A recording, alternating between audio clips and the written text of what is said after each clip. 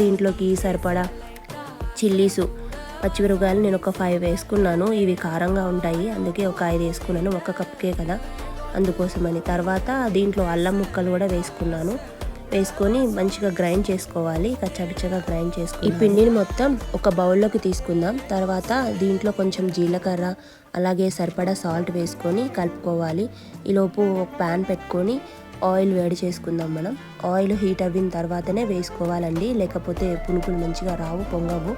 మామూలుగా రెగ్యులర్గా అయితే మనం పెసరలతో వేస్తాం కదా, ఇవి పెసరపప్పుతో అండి.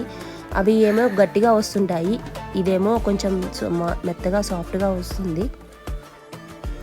చూసారు కదా మంచిగా గోల్డెన్ బ్రౌన్ కలర్లో వచ్చాయి కదా ఇవి. ఇంకా తీసేసుకోవడమే మనం. అలాగే పిల్లలకి స్నాక్స్ కూడా పెట్టొచ్చండి ఈవినింగు, చాలా హెల్దీ కూడా పెసరపప్పు తినడంలో. ఇప్పుడు వీటిని మనం సర్వ్ చేసుకున్నాం. మా వాళ్ళు అయితే ఆనియన్స్తో తినేస్తున్నారు.